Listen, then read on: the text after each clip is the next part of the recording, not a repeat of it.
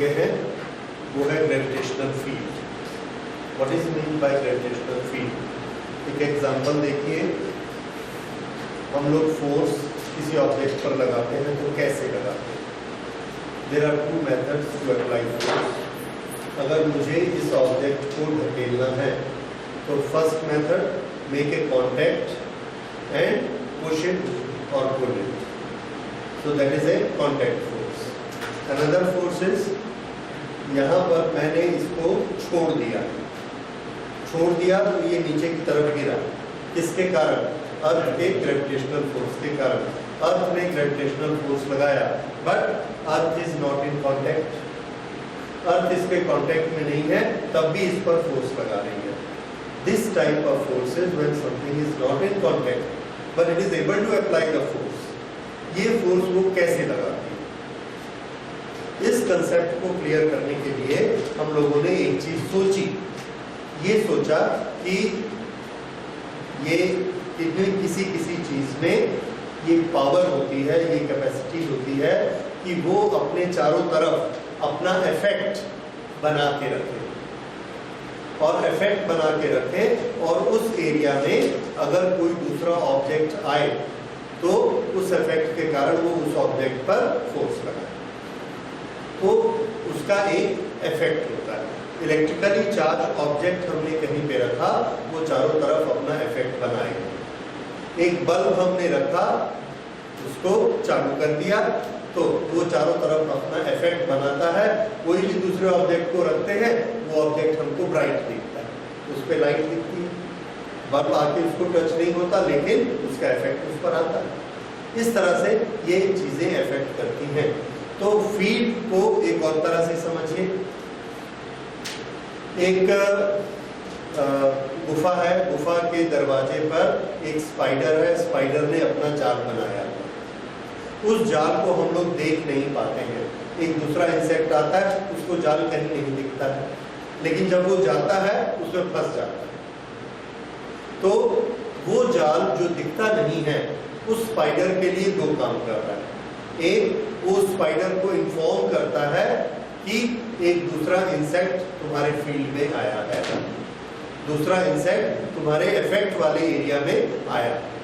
दूसरा वो जाल क्या काम करता है, अगर वो स्पाइडर चाहे तो जाल का वो जो रेशा है उसको लपेट कर उस इंसेक्ट को वो लपेटता है और लपेट के उसको अपनी तरफ खींच लेता है। इस तरह से वो उस पर फोर्स अप्लाई करके उसको खींच लेता है। तो जो काम जाल कर रहा है वही काम इलेक्ट्रिकल चार्ज के चारों तरफ फैला हुआ फील्ड करता है। वही काम किसी भी मास, जैसे अर्थ इज ए मास, उसके चारों तरफ फैला हुआ फील्ड करता है। तो ये किस तरह का इफेक्ट पैदा करते हैं? तो फील्ड क्या करता है? Field inform the charge that there is another charge present in your area. Second, it helps this charge, it becomes a tool for this charge to apply force on it. तो ये यहाँ पर है, ये यहाँ पर है, लेकिन इसके कारण, इसके चारों तरफ जो फील्ड बना है उसके कारण इस पर फोर्स लगता है। ठीक है, तो हमने इस कमरे में हम गए, इस कमरे में जाके हमने यहाँ पर एक चार्ज वाला पार्टिकल छोड़ा। जैसे ही इसको हमने रिलीज किया, ये पार्टिकल ऐसे भागना शुरू हो गया। कोई फोर्स लगा होगा तो गया होगा। तो हम क्या कहते हैं, इस कमरे में एक इलेक्ट्रिकल फील्ड है। क्यों? क्योंकि एक इलेक्ट्रिकल चार्ज ऐसे जा रहा है, इस पर कोई ना कोई फोर्स लगा है, तो फील्ड क्या करता है? फोर्स लगा। दूसरे कमरे में हम गए, दूसरे कमरे में जाके चार्ज को छोड़ा तो देखा चार्ज ऐसे जा रहा है। You will say here is a field, और उस फील्ड की डायरेक्शन इस तरफ है। तीसरे कमरे में गए, वहां जाके हमने चार्ज को रखा, देखा वो वहीं का वहीं पड़ा है, किसी भी तरफ नहीं जा रहा। Then what do we say? There is no electrical field in this room. तो इलेक्ट्रिकल फील्ड क्या करता है? किसी भी इलेक्ट्रिकल चार्ज ऑब्जेक्ट पर फोर्स लगाता है। Is that right? Okay. तो फील्ड फोर्स लगाएगा। अब फील्ड कितना फोर्स लगाता है, ये दो चीजों पे डिपेंड करता है। हमने क्या देखा कि एक पार्टिकल हमने लिया, इस पर चार्ज है स्मॉल q, इसको हम यहाँ पर रखते हैं तो ये ऐसे हमारे हाथ पर फोर्स लगाता है, इसको हमने तौल के देखा, नाप के देखा, दिस फोर्स इज 2 न्यूटन।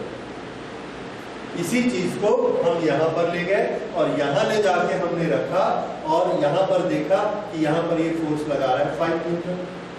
अब यही चार्ज यहाँ 2 न्यूटन लगा रहा है, यहाँ 5 न्यूटन लगा रहा है, तो हम क्या कहते हैं, यहाँ पर फील्ड की इंटेंसिटी कम है और यहाँ फील्ड की इंटेंसिटी ज्यादा है। तो फील्ड की इंटेंसिटी कम या ज्यादा होने से फोर्स कम या ज्यादा लगता है। तो जो फोर्स लगता है वो किसके प्रोपोर्शनेट हुआ? Force is proportionate to intensity of electric field and we call it E। Okay, उसके बाद एक जगह पर हमने देखा सब जगह फोर्स बराबर लगता है, तो हमको क्या समझ में आया कि इंटेंसिटी ऑफ फील्ड यहाँ सब जगह एक समान है। उसके बाद हमने ये चार्ज को चेंज किया। ये चार्ज अगर हमने लिया है 2 माइक्रोकूलम का, तो एक यहाँ फोर्स को नापा 2 न्यूटन, और यहाँ अगर हम चार्ज को 4 माइक्रोकूलम कर देते हैं तो फोर्स भी कितना हो जाता है? 4 न्यूटन। 6 किया चार्ज को तो फोर्स कितना लगा? 6। इसका मतलब ये जो हमारा टेस्ट करने वाला चार्ज है, ये जितना ज्यादा होगा उतना ही ज्यादा इस पार्टिकल पर फोर्स लगने वाला है। तो बड़ा सिंपल है, फोर्स किसके प्रोपोर्शनेट होगा? Charge on the particle. अब इन दोनों को हमने कंबाइन किया, force on any body at a place is proportionate to Q into E। इसकी यूनिट का सिलेक्शन करके हमने इसके K को 1 बना दिया। K is equal to 1 with suitable units।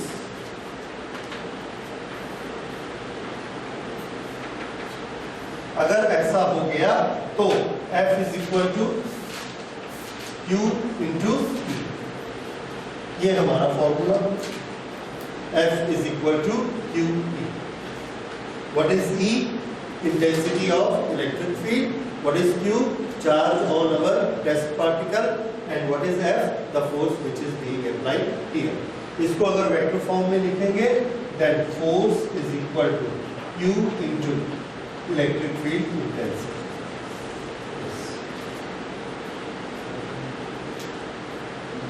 So this is our one formula which says कि किसी भी पार्टिकल पर कितना फोर्स लगेगा, F is equal to QE। इससे हम और आगे बना सकते हैं, E is equal to F upon Q।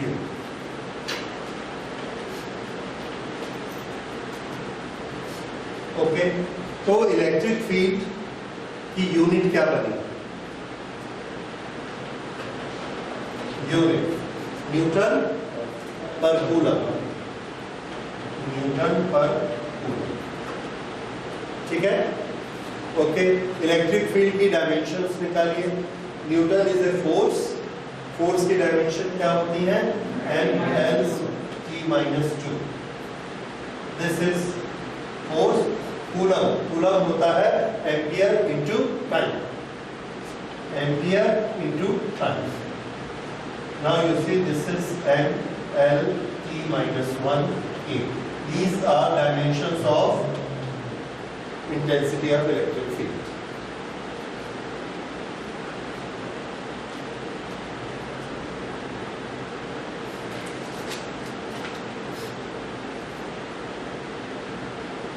Okay, अब इसकी डेफिनेशन बनाते हैं।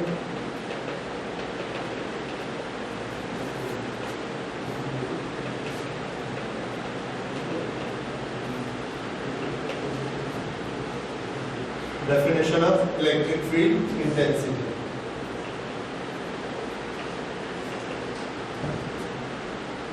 E is equal to F upon Q।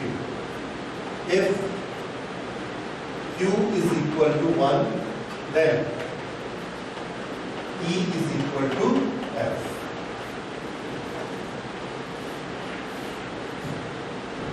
So intensity of electric field is the force। Intensity of electric field is the force on how much charge? 1। किसी भी location पे एक unit charge रखेंगे 1 coulomb का, उस पर जितना फोर्स लग रहा होगा वही क्या होगी उस जगह पर इलेक्ट्रिक फील्ड की इंटेंसिटी, और जिस डायरेक्शन में फोर्स लग रहा होगा उसको क्या बोलेंगे, direction of electric field intensity. तो इसको हम यहाँ पे राइट कर लेते हैं,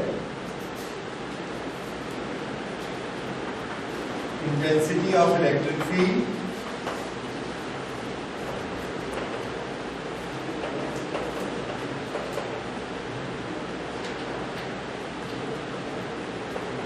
is equal to the force experienced by a unit charge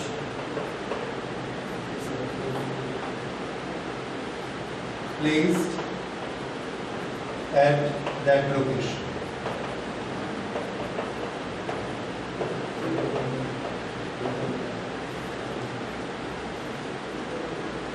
This is intensity of electric field.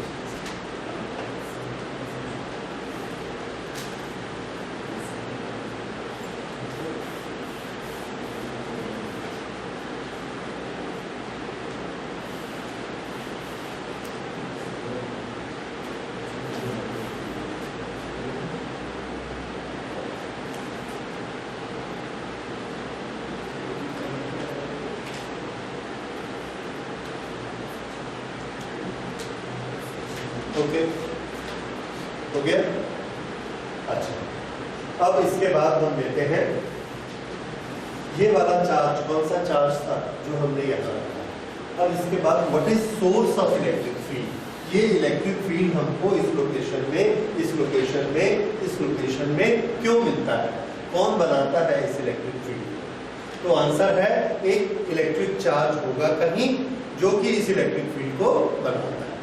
तो इलेक्ट्रिक फील्ड को बनाने वाला कौन होता है source, electric charge. Electric field को एक्सपीरियंस करके किस पर फोर्स लगता है, इलेक्ट्रिक चार्ज। यही प्रिंसिपल हमारा ग्रेविटेशनल फील्ड में होता है। ग्रेविटेशनल फील्ड का सोर्स क्या होता है, एक मास। ग्रेविटेशनल फील्ड इफेक्ट किसको करता है, एक दूसरे मास को करता है। तो मास से बनने वाला फील्ड मास को इफेक्ट करेगा, इलेक्ट्रिक चार्ज से बनने वाला फील्ड इलेक्ट्रिक चार्ज को इफेक्ट करेगा। तो एक यहां पर चार्ज रखा हुआ है कैपिटल Q, ये चार्ज अपने चारों तरफ अपना इफेक्ट बनाता है और उस इफेक्ट को हम क्या कहते हैं, इलेक्ट्रिक फील्ड। उस इफेक्ट में यहाँ से r डिस्टेंस पर यहाँ पर हमने टेस्ट करने के लिए एक छोटा सा चार्ज रखा, टेस्ट चार्ज, और उसमें चार्ज कितना है, Q। अब इस टेस्ट पर अगर यहाँ पर intensity of electric field E है तो इस पर कितना फोर्स लग रहा है, आंसर है F is equal to Q into E, जो कंसेप्ट हमने इलेक्ट्रिक फील्ड का बनाया। एक यूनिट चार्ज पे कितना फोर्स लगता है, E, तो Q चार्ज पे कितना लगेगा, Q इंटू E। लेकिन कूलम्स लॉ क्या कहता है कि इस पर कितना फोर्स लगेगा, according to Coulomb F is equal to 1/4 pi epsilon nought Q upon R। लेकिन इस पर फोर्स तो एक ही लग रहा है, ये E के तरीके से कैलकुलेट किया, ये कूलम्स लॉ से कैलकुलेट किया। क्योंकि फोर्स सेम लग रहा है, then we can equate the two. अगर इन दोनों को इक्वेट करेंगे तो हमको क्या मिलेगा, देखिए QE is equal to 1/4 pi epsilon nought Q upon R²। ये मिला, दोनों तरफ से स्मॉल q कैंसिल करिए तो इलेक्ट्रिक फील्ड का फॉर्मूला हमें मिला, electric field is equal to 1/4 pi epsilon nought Q upon R²। ये वाला Q और ये दूसरा Q, दोनों में क्या डिफरेंस है, ये Q के कारण, इस Q के कारण चारों तरफ इफेक्ट फैला है, तो हम ये कहेंगे इस Q के कारण इलेक्ट्रिक फील्ड बना, इसलिए इसका हमने नाम रख दिया। This is source. यहां पर इलेक्ट्रिक फील्ड है या नहीं है, इसको टेस्ट करने के लिए हमने इस चार्ज को रखा। अगर फोर्स लगेगा तो इलेक्ट्रिक फील्ड है और नहीं लगेगा तो नहीं। तो इसलिए इसका नाम टेस्ट चार्ज। तो ये हो गया सोर्स चार्ज, ये हो गया टेस्ट चार्ज। ठीक है, तो आप ऐसा ही इसको पहचान लेंगे। हर चार्ज, क्या ये चार्ज अलग अलग होते हैं? Answer is no. हर चार्ज सोर्स चार्ज भी हो सकता है और हर चार्ज टेस्ट चार्ज भी हो सकता है। टेस्ट चार्ज, एक आइडियल टेस्ट चार्ज किसको कहते हैं? आइडियल टेस्ट चार्ज इतना छोटा होना चाहिए कि वो अपना फील्ड कम से कम बनाए, नहीं बनाए, अदरवाइज वो इसके फील्ड को कम कर देगा। अगर इसने यहाँ पर 100 फील्ड बनाया है तो इस पर फोर्स 100 लगना चाहिए, लेकिन अगर इसने अपना -10 बना दिया तो वो फील्ड कितना हो गया? 90। तो ये रिजल्ट क्या बताएगा? 90। अगर इसने अपना +10 बना दिया तो यहाँ पे फील्ड क्या हो गया? 110। तो आइडियल टेस्ट चार्ज का क्या होता है? Which makes the smallest possible electric field itself. ठीक है, ये बड़ा छोटा सा क्वेश्चन है पर कभी कभार कहीं ना कहीं पूछा जाता है। ओके, तो अब हमारे पास इलेक्ट्रिक फील्ड के दो फॉर्मूले हो गए। एक फॉर्मूला है electric field is equal to force experienced by test charge Q। दूसरा electric field is equal to 1/4πε0 Q upon r²। ये वाला Q क्या है? Source charge. और ये वाला Q क्या है? Test charge. दोनों से रिलेट करके आपके पास इलेक्ट्रिक फील्ड का फॉर्मूला है। अब इलेक्ट्रिक फील्ड वेक्टर क्वांटिटी है या स्केलर क्वांटिटी है?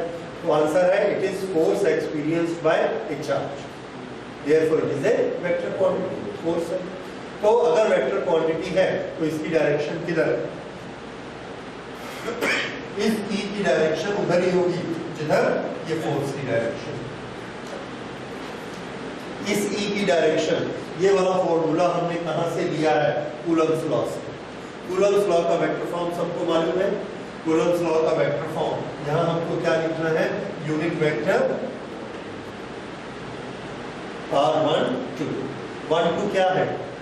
या इसको हम ऐसा लिख देते हैं unit vector r from source charge to test charge. हाँ, source charge to test charge. समझ आया? कौन सा यूनिट वेक्टर लेना है? सोर्स से टेस्ट की तरफ।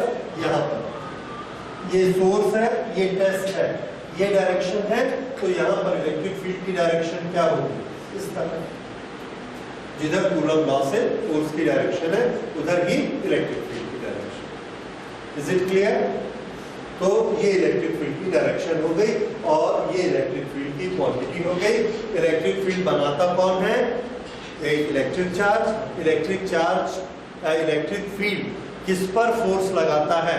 इलेक्ट्रिक चार्ज पर ही फोर्स लगाता है और किसी चीज पे फोर्स नहीं लगा सकता है। मास से उसको कोई लेना देना नहीं है, वो चार्ज पर फोर्स लगाता है।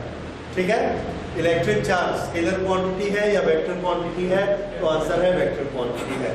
इलेक्ट्रिक फील्ड, इसके यूनिट्स क्या है? न्यूटन पर कूलम। इसकी डायमेंशंस वो आपने की है, नोट की हुई है वो। So this is all about electric field. Basically, electric field physics में कौन सी क्वांटिटी है? तो our answer is basically it is a force experienced by a charge. ठीक है, ये इलेक्ट्रिक फील्ड इसी चार्ज के चारों तरफ होता है। अब इस इलेक्ट्रिक फील्ड के बारे में हमने और डिटेल्स पढ़नी है कि ये जो सोर्स इलेक्ट्रिक फील्ड बनाते हैं ये किस तरह के इलेक्ट्रिक फील्ड होते हैं। ओके, चार्ज हमारे पास अलग अलग तरह से डिस्ट्रीब्यूटेड होते हैं। किस तरह से चार्ज डिस्ट्रीब्यूटेड होते हैं? कोई चार्ज किसी एक पॉइंट पार्टिकल में, एक छोटे से पार्टिकल में रखा है और इसको हम कहेंगे पॉइंट चार्ज। पॉइंट चार्ज ये भी हो सकता है कि हमने एक लंबी सी तार ली ये और इसको इलेक्ट्रिक चार्ज दिया तो वो चार्ज इस तार में स्प्रेड हो गया ये। इस तरह से यहाँ यहाँ यहाँ ये इसमें स्प्रेड होगा। तो जब चार्ज इसमें स्प्रेड होता है तो इसको हम कहते हैं linear distribution of charge.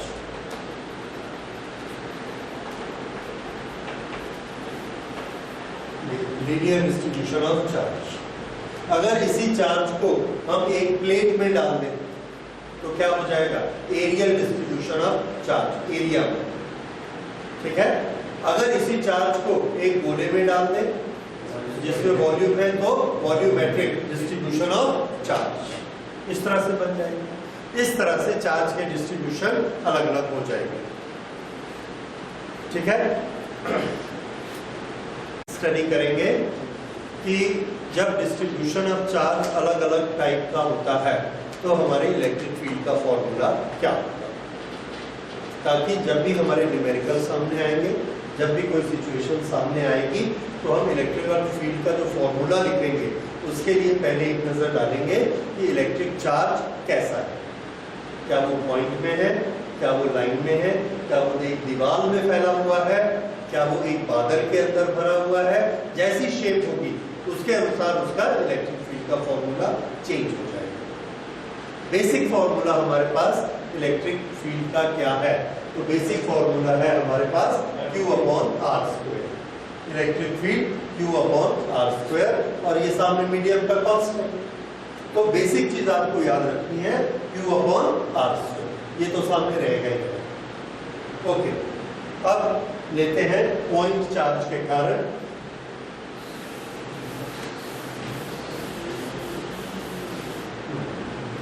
Point charge के कारण जो हमने अभी पढ़ा था, electric field is equal to 1/4πε0 Q/R²। Electric charge point electric field point charge के कारण उसकी डायरेक्शन किधर होती है। तो यहाँ पर पॉइंट चार्ज हमने रखा Q, यहाँ पर स्मॉल q रखा। इसको फोर्स किधर लगेगा? ये लाइन मिलाया, इस तरफ फोर्स लगेगा, इस तरफ फोर्स लगेगा, यहाँ रखा, इस तरफ फोर्स लगेगा। अगर यहाँ रखा तो इधर फोर्स लगेगा, यहाँ रखा तो इधर फोर्स लगेगा, यहाँ रखा तो इधर फोर्स लगेगा, ऐसा फोर्स लगेगा। तो ये सब क्या दिखाते हैं? Directions of electric field at this point, this point, this point, this point. और ये हमको समझ में आता है इसकी शेप किससे मिलती है? जिस तरह से सेंटर से रेडियस बाहर निकलती है। इसलिए ऐसे वाले इलेक्ट्रिक फील्ड की शेप का नाम हमने रखा रेडियल इलेक्ट्रिक फील्ड। तो ऐसी शेप वाला इलेक्ट्रिक फील्ड क्या कहलाता है? रेडियल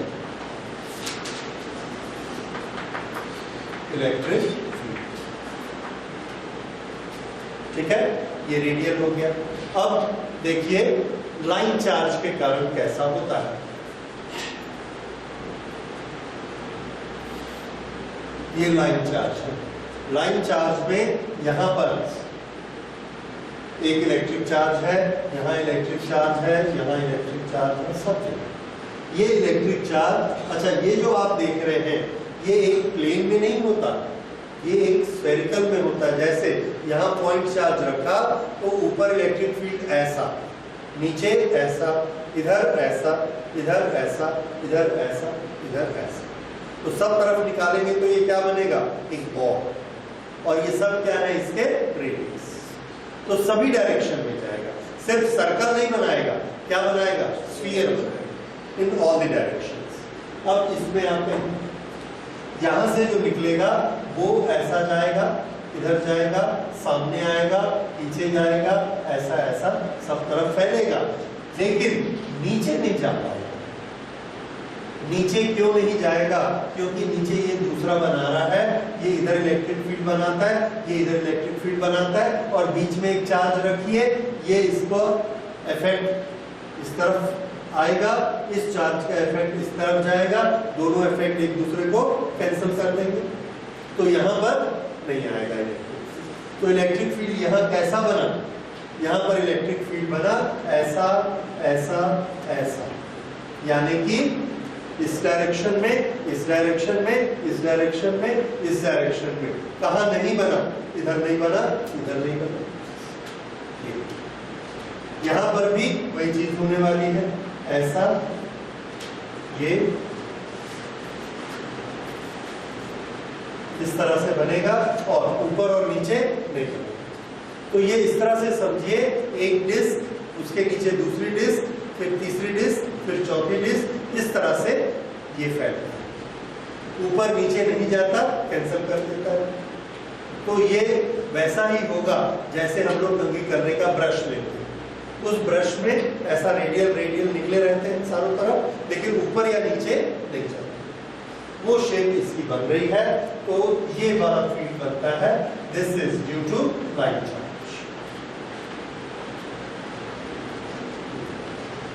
अब ये जो लाइन चार्ज वाला फील्ड है, इसका हम लोग एक्सप्रेशन भी लिख सकते हैं। ये वाला एक्सप्रेशन किसके लिए है? This expression is for point charge.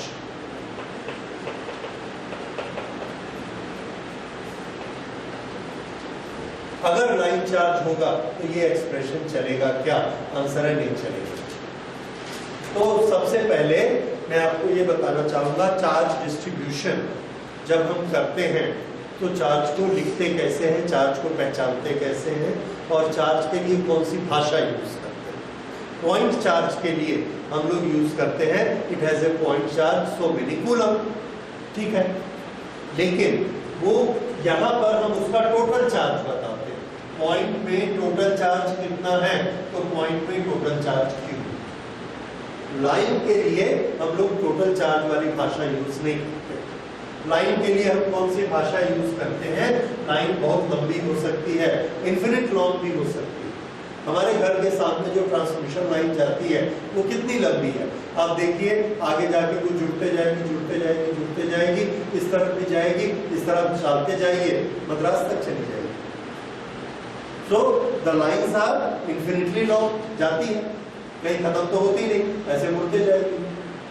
तो बहुत लंबी होती है, तो उसका टोटल चार्ज कितना है हम नहीं नाप सकते। इसलिए लाइन के चार्ज को नापने के लिए अपनी लैंग्वेज हम चेंज करते हैं, और हमारी लैंग्वेज होती है the charge on A line is so much पर मीटर। 1 मीटर में इतना चार्ज है, उससे हमको पता लग जाता है कि लाइन कितनी चार्ज, ठीक है। तो ये हम लोग लाइन के चार्ज के लिए यूज करते हैं, that is known as linear density.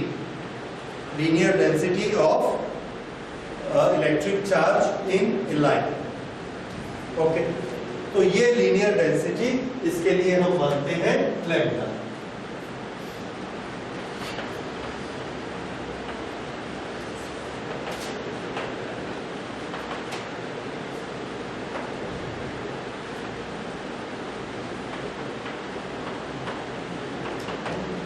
Charge per unit length. 1 metre में कितना चार्ज? लैम्डा।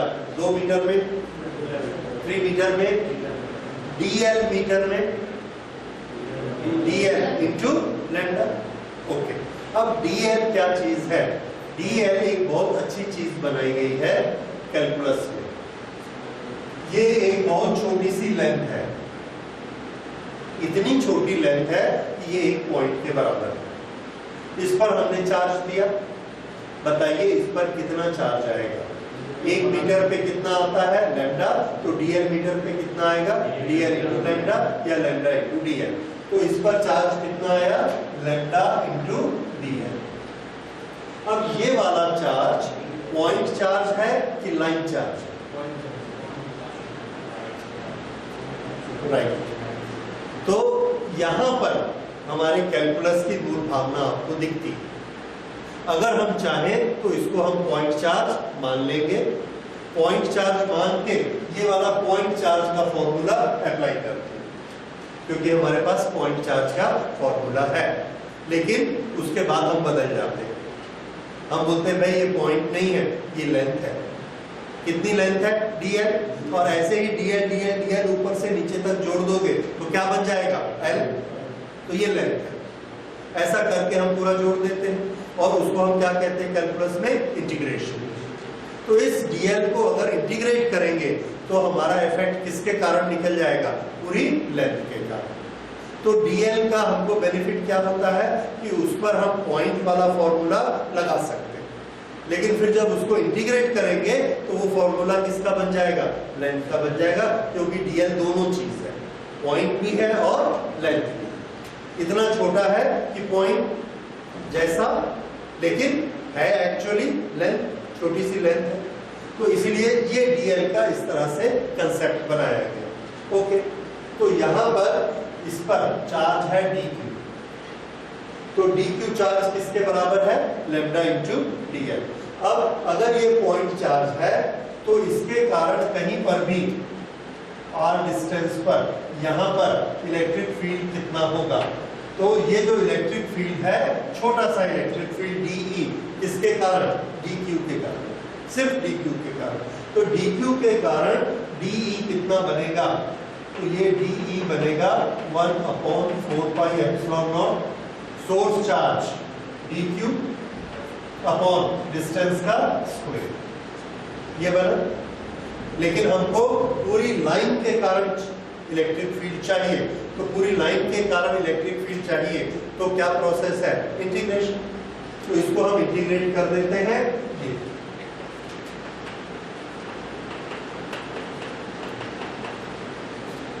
अब dq की वैल्यू रखते हैं, dq किसके बराबर है, lambda into DL. So this is lambda DL upon r। Now this is equal to E।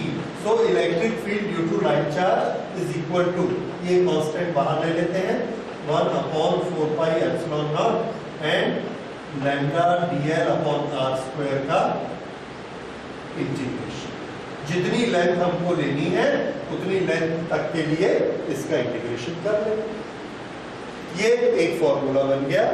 फॉर्मूले का एप्लीकेशन अभी आप लोगों को नहीं करना है, सिर्फ हमको समझना है कि lambda DL upon R square, यहां पर डीएल है, ये उसका आर है, तो lambda DL upon R square, इसके कारण डीई बनेगा, यहां पर लैम्डा डीएल अपॉन ये वाला आर स्क्वायर, इसके कारण डीई बनेगा, यहां पर लिया लैम्डा डीएल अपॉन ये वाला आर स्क्वायर, इसके कारण डीई बनेगा। सारे डी को आपस में जोड़ देंगे तो यहां से लेके यहां तक जो चार्ज डिस्ट्रीब्यूशन है उसका इलेक्ट्रिक फील्ड बनेगा, ठीक है। और उसको लिखने का तरीका क्या है, ये रहा इंटीग्रेशन। तरीका समझ आया। सो ये एक्सप्रेशन आपको याद करना है। What is this expression for electric field due to line charge, ठीक। उसके बाद हम लेते हैं electric field due to charge in a plane.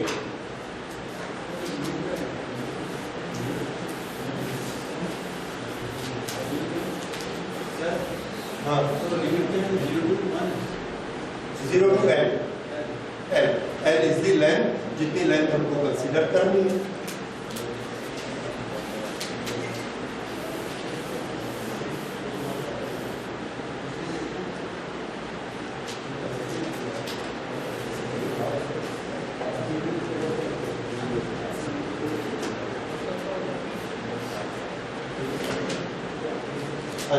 ये एक प्लेन शीट है, जैसे ये दीवार बहुत बड़ी प्लेन शीट है, उसका एक छोटा सा टुकड़ा हमने बनाया और इस पर इलेक्ट्रिक चार्ज डाला, तो इलेक्ट्रिक चार्ज अपने आप इसमें डिस्ट्रीब्यूट होके इक्वल डिस्टेंसेस पे आ जाता है। क्यों आ जाएगा इक्वल डिस्टेंसेस पे, क्यों डिस्ट्रीब्यूट होगा, क्योंकि वो चार्जेस सब एक दूसरे को रिपेल करते हैं। अगर रिपेल करते हैं, एक का डिस्टेंस कम और इसका डिस्टेंस ज्यादा होगा, तो क्या होगा, कम डिस्टेंस वाले में फोर्स ज्यादा लगेगा, ज्यादा फोर्स लगने से ये इसको पुश करेगा। इधर अगर कम डिस्टेंस होगा तो ये पुश करेगा, अल्टीमेटली वो अपने आप को खुद ही बैलेंस कर लेता है। और जब बैलेंस करेगा तो हम क्या देखते हैं, सब डिस्टेंस बराबर है, यानी सब तरफ फोर्स बराबर होता है, इसलिए वो अपने आप को, उसको हम कहते हैं uniform distribution. So whenever a charge is given to a body, it distributes itself uniformly on the surface. Okay. तो ये इसने अपने आप को इस कंडक्टर की सरफेस पे यूनिफॉर्मली डिस्ट्रीब्यूट कर लिया।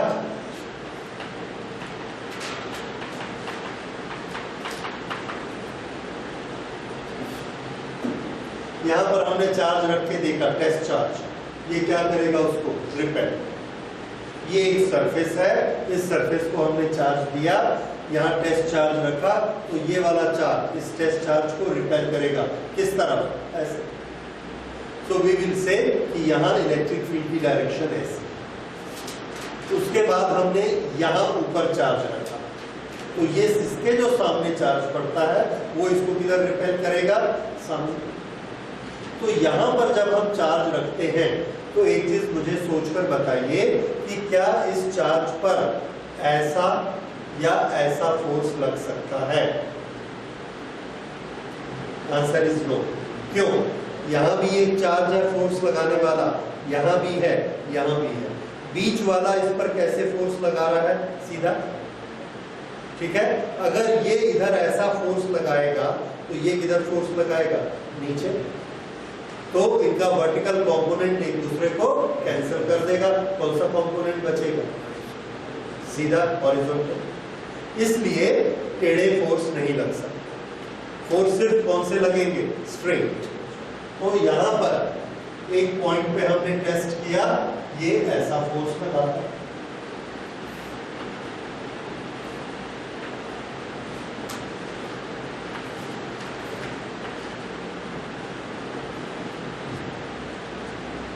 ये सामने की तरफ ऐसे फोर्स लगते हैं।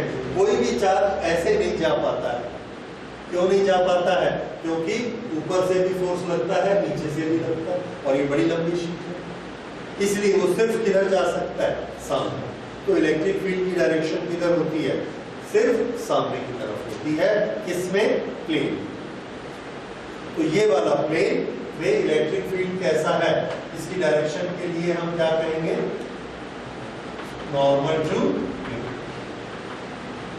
This is normal to plane, electric field. ये इसकी शेप आती है। फिर से याद करिए, पॉइंट चार्ज में शेप कैसी थी? Radially outward. लाइन चार्ज में कैसी थी? As disc. डिस्क में ऐसे ऐसे फैली हुई थी। प्लेन में कैसी होगी? जैसे इसमें से ऐसे तीर निकले हुए सामने की तरफ। सब न तो ऐसा ऊपर जाएगी न नीचे जाएगी, क्योंकि ऊपर जाने वाले को ऊपर वाला रिपेल करेगा, नीचे जाने वाले को नीचे वाला रिपेल करेगा। अल्टीमेटली उसको जाना कैसा पड़ेगा? चार्ज को सीधा। तो ये इसकी डायरेक्शन हो गई इलेक्ट्रिक। ठीक है, जैसे एक हमारा सीधा ब्रश होता है, जूते का ब्रश होता है, टूथ ब्रश होता है, सबके ब्रिस्टल कैसे रहते हैं? प्लेन सरफेस के ऊपर ऐसे निकले। वो है electric field due to a plane sheet. ये electric field due to a plane sheet. अगर हम इसका फॉर्मूला लिखना चाहें तो फॉर्मूला तो बेसिकली यही है। अब इसके चार्ज को नापते कैसे? तो पॉइंट चार्ज में हम टोटल चार्ज नापते हैं और उसको क्या लिखते हैं? Q। लाइन में अगर चार्ज है तो टोटल चार्ज नहीं नापते, क्या नापते हैं? पर मीटर, और उसका नाम क्या रखा था? लैम्डा। अब हम इसमें आते हैं, इसमें हम क्या करेंगे? आपको समझ में आ रहा है, ये प्लेन शीट है, इसका यूनिट एरिया लेंगे। यूनिट एरिया, इस यूनिट एरिया में जितना चार्ज समाया होगा वो हमारे मेजरमेंट का तरीका है। और इसके लिए हमने इसका एक सिंबल बनाया हुआ है, that symbol is sigma. Sigma says how much is the charge per unit area, और इसको हम बोलेंगे areal charge density. So sigma charge on unit area या चार्ज पर यूनिट एरिया, और इसको क्या बोलेंगे? Areal charge density.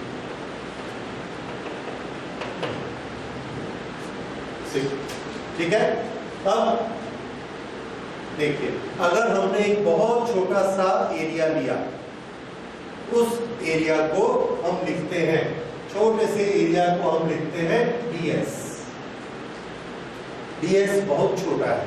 कितना छोटा है? पॉइंट जितना छोटा है। इसमें भी हम वही फायदा उठाते हैं। ds क्या चीज है? ds पॉइंट है। कब? जब हमने पॉइंट का फॉर्मूला यूज करना है तो हम क्या बोलते थे? ds क्या है? पॉइंट। और जब हमने इंटीग्रेट करना है तब हम ds को क्या मान लेते हैं? एरिया। फिर उसको इंटीग्रेट करके फुल एरिया में बना देते हैं। ओके, तो इसका जब हम इलेक्ट्रिक फील्ड निकालने जाएंगे तो इसकी प्रोसेस क्या होगी? देखिए बिल्कुल ऐसी ही प्रोसेस इसकी भी लगाएंगे। ये हमने पॉइंट चार्ज के लिए बनाया था। लाइन चार्ज के लिए E is equal to 1/4πε0 integration lambda dl upon r²। ये किसके लिए था? Line charge. अब एरिया के लिए देखिए, यहां पर छोटे से एरिया ds पे कितना चार्ज है? तो आंसर है ds multiplied by sigma. Sigma किस पे होता है? यूनिट एरिया पे। तो ds एरिया पे कितना हो जाएगा? ds into sigma. ds into sigma इस पर चार्ज है, पॉइंट चार्ज है, तो इस पे r डिस्टेंस पे यहाँ पर ये छोटा सा इलेक्ट्रिक फील्ड dE बनाता है। तो dE का फॉर्मूला बताइए किस बेसिस पे? पॉइंट चार्ज के बेसिस पे। तो पॉइंट चार्ज के बेसिस पे इसका फॉर्मूला क्या बना? 1/4πε0 चार्ज। चार्ज कितना? ds into sigma upon r²। तो E का फॉर्मूला क्या हुआ? दोनों साइड इंटीग्रेट कर देंगे। तो इसका E का फॉर्मूला मैं डायरेक्ट यहाँ लिखता हूँ। E is equal to 1/4πε0 and this is ds into sigma ds upon r²। ये किसके कारण है? This is charge distribution in an area, areal distribution। Sigma क्या दिखाता है? Charge per unit area. ये इसके कारण है। अब तीसरा हमें उतना ज्यादा करने की जरूरत नहीं है। तीसरा देखिए, ये हमारे पास एक स्फीयर है, सॉलिड स्फीयर। उसमें सब जगह चार्ज भरा हुआ है। जैसे क्लाउड, ऐसे क्लाउड आपस में टकराए, अंदर में फ्रिक्शन हुआ, हर जगह पर चार्ज भर गया and cloud is a bad conductor. तो वो चार्ज उसके बाहर नहीं आ पाता, सब जगह भरा हुआ रहता है। जैसे हमारे तरबूज के अंदर बीज भरे रहते हैं सब जगह। ऐसा जब चार्ज भरा रहेगा तो उसको हम क्या बोलेंगे? Volumetric distribution. ये डिस्ट्रीब्यूशन क्या कहलाता है?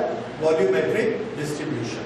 और उसके लिए भी हमने एक सिंबल बनाया कि एक यूनिट वॉल्यूम में जितना चार्ज होगा उसको हम नापेंगे, और यूनिट वॉल्यूम में जो इसका चार्ज रहता है उसके लिए हमने साइन दिया रो।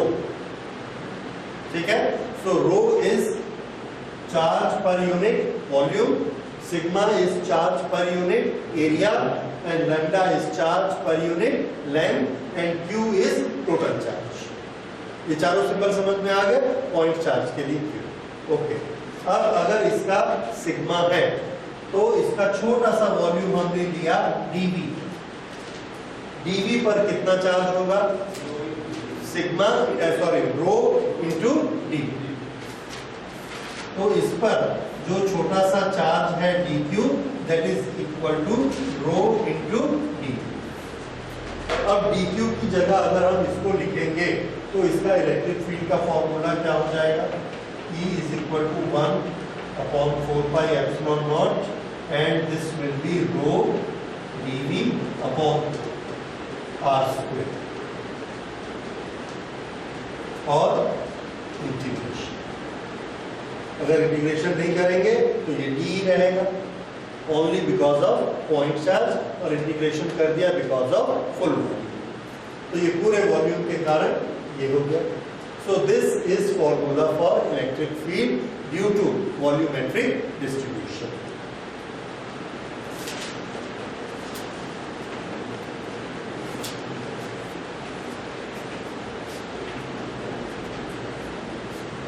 तो ये electric field due to point charge, due to line charge, due to area distribution, due to volumetric distribution, ये चार हमारे तरीके हो गए।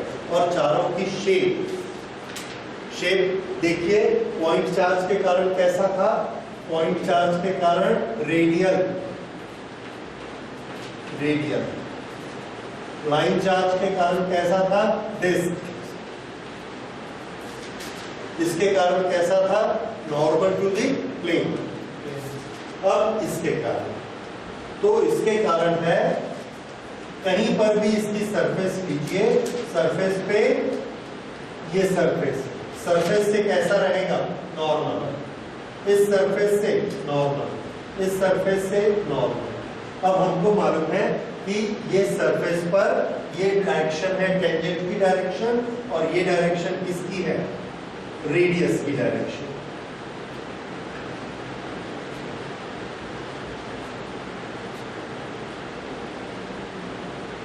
तो इस पर स्फीयर पे जो इलेक्ट्रिक फील्ड है दैट इज रेडियली आउटवर्ड और radially inward, making right angle to the surface. तो ये सरफेस पे कितना बनाएगा? हमेशा 90 डिग्री।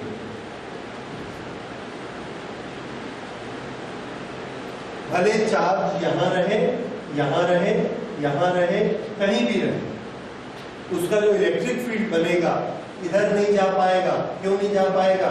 ये चार्ज नहीं जाने देगा। इधर नहीं जा पाएगा, ये चार्ज नहीं जाने देगा। अल्टीमेटली बाहर की तरफ जा सकता है, बाहर चार्जेस नहीं। इसलिए ये कैसा रहता है? Radially outward. समझ आया? तो ये हुआ electric field due to sphere. ये इस तरह का होता है जैसे कि पॉइंट चार्ज कहां पर रखा गया है? सेंटर पे। यहाँ एक पॉइंट चार्ज रखा, इस तरह का इलेक्ट्रिक फील्ड बना। तो ये इलेक्ट्रिक फील्ड बनता है बिकॉज ऑफ स्फीयर। हाँ जी, सर वो लिमिट्स नहीं है, लिमिट्स नहीं है। ओ, इसकी लिमिट वो कुछ नहीं, मैथमेटिक्स में आप डाल सकते हैं 0 to b full volume. Okay, this is distribution of electric field. अच्छा, अब हम अगली चीज स्टार्ट करते हैं, दैट इज डायपोल।